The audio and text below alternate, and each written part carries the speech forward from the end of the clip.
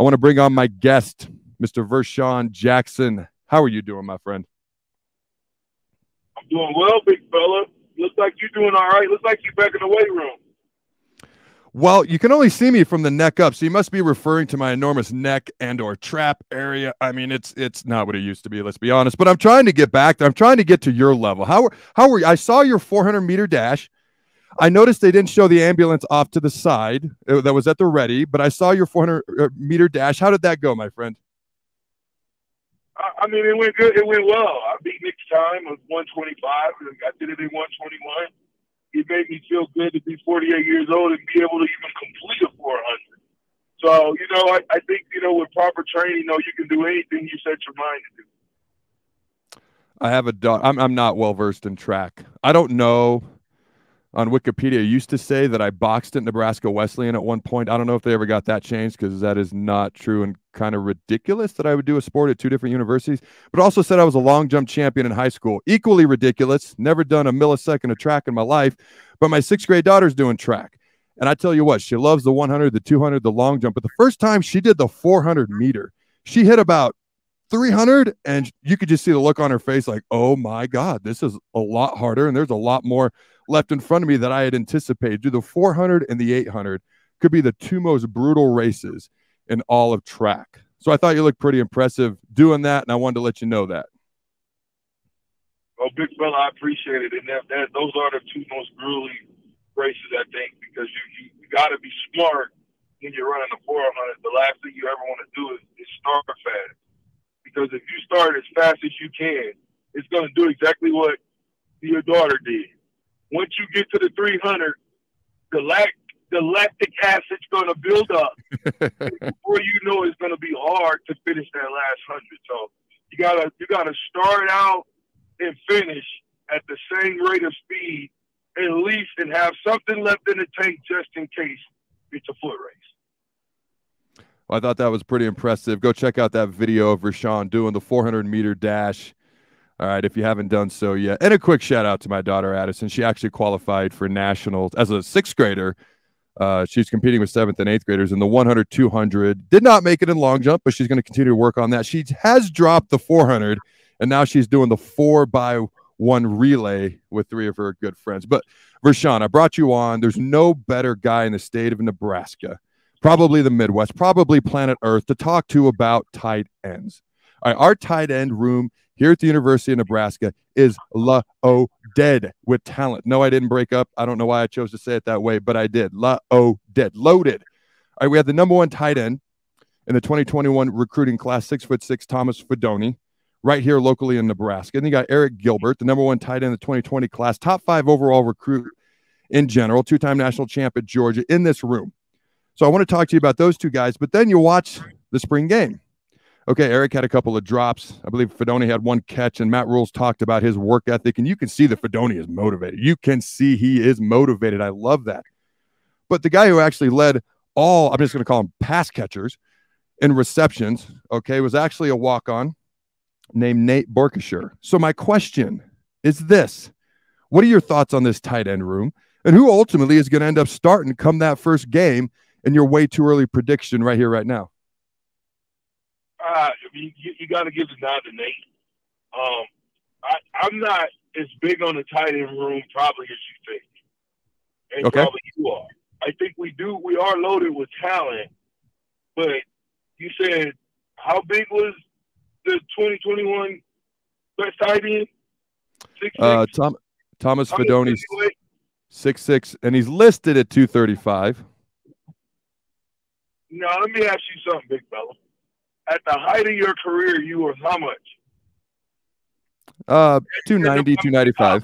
290, 295. Do you think that he could block you?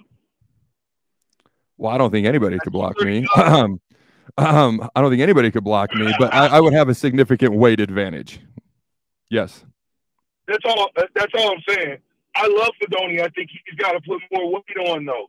He has got to use this offseason to put on 20 pounds of muscle. Because when you're dealing with the Adam Carrikers of the world, when you're dealing with these defensive ends that got great motors, but they've got great body leverage, he's going to have to deal with that in the Big Ten. I thought we did not block well as a tight end group in the spring game.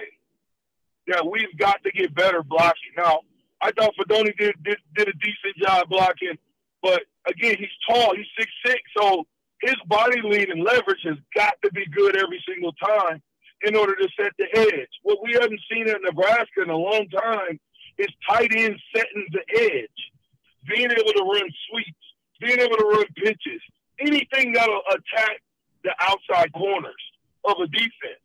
And when I say that, I don't mean the cornerbacks. I mean those defensive ends and things where you can pop something and go yard.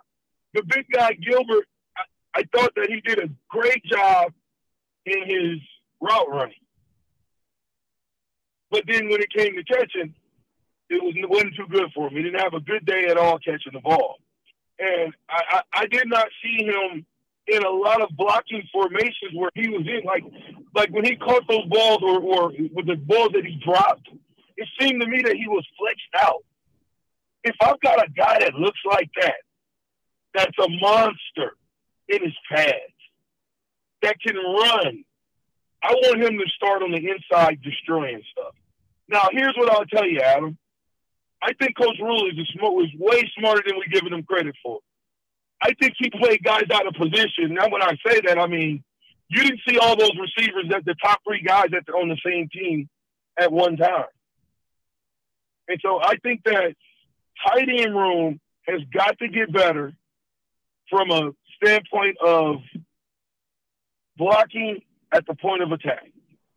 And I would love to see if you put Gilbert out there flexed out, let's run a quick hitter, you know, with one of those little fleeks, or throw a screen pass out there, or, you know, a swing pass where basically you're getting your running back with the big fella out there blocking.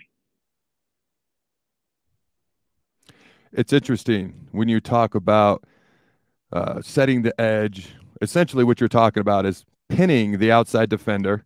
In a 4-3, it's a defensive end, and a 3-4, it's that outside backer, pinning them inside so you can get outside and get big runs. It's interesting because from my perspective, I've heard setting the edge a million times as my life as a D end. I want to set the edge as in I want to be outside and I want to be knocking the edge blocker or outside blocker backwards. Okay.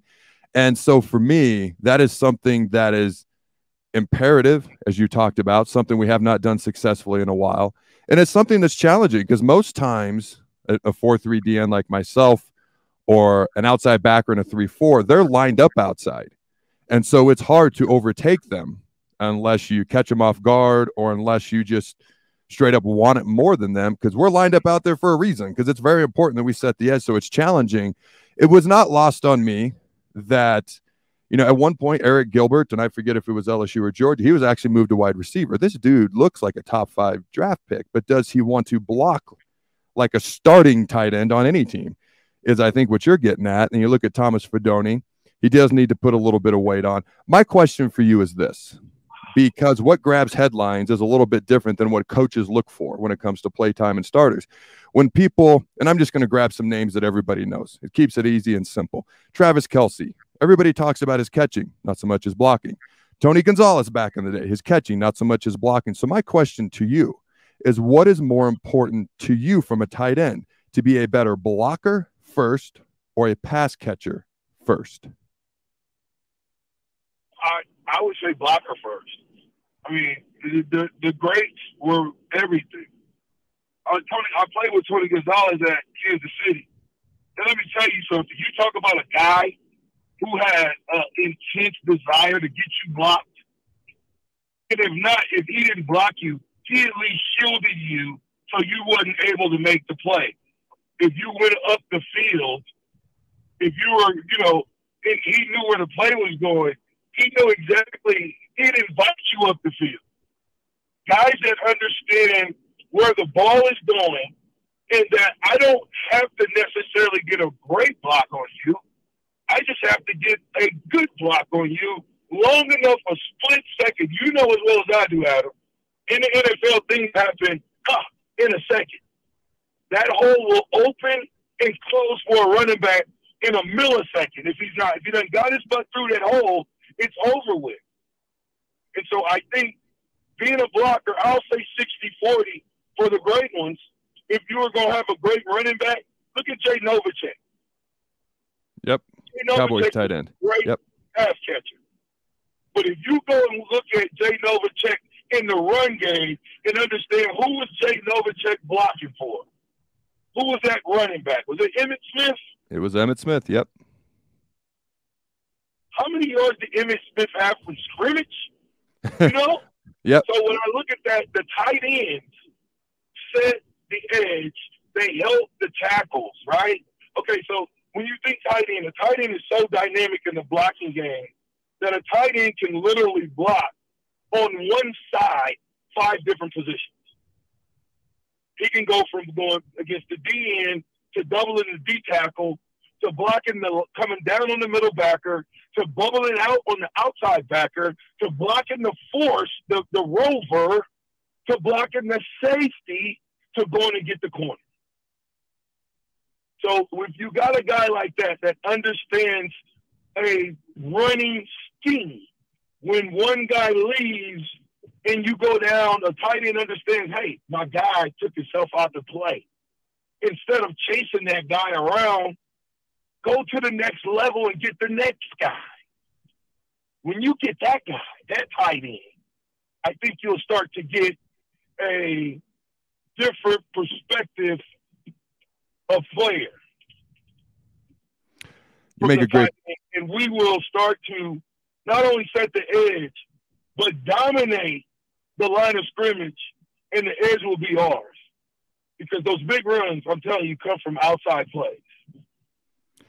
You make a great point, because most times tight ends don't weigh as much as the guys they're trying to block. Sometimes tight ends are 240, 250, maybe 260. You know, I think Gronk was maybe 270, but a lot of times those ends, they're 270, 280. Sometimes they're lighter if they're outside backers in a 3-4. Some of the best blockers as tight ends I've ever seen were incredibly smart position blockers. They knew how to get, like you said, they knew how to get their body in the right spot, even though they may not be able to overpower a lot of D ends. And sometimes there's big tight ends. Those guys are usually just glorified offensive linemen that come in short yardage situations. But they just knew how to get their body in the right spot to get your body out of the right spot, and then the running back would hit it. And before you knew it, you were out of your gap. Your D-line coach was ripping into you like a monkey on a cupcake, and the tight end was jogging back smiling.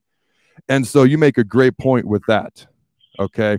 It's not always about just trying to overpower somebody if you're not quite as big as they are. It's being smarter, and it's being able to position block and get your body in the right position. Now, if you can just overpower them, obviously that's phenomenal as well. So, hey, man, I've been trying to get you on for a couple of weeks. You played a major role in me just being on the ticket. You were the first one to reach out to me. So I've been wanting to have you on the guest as a guest on the show for a while. So thank you for joining me, my friend. Hey, man, appreciate you having me, Big Adam, man, and enjoy the show. And we got some great weather, man. Go Big Red.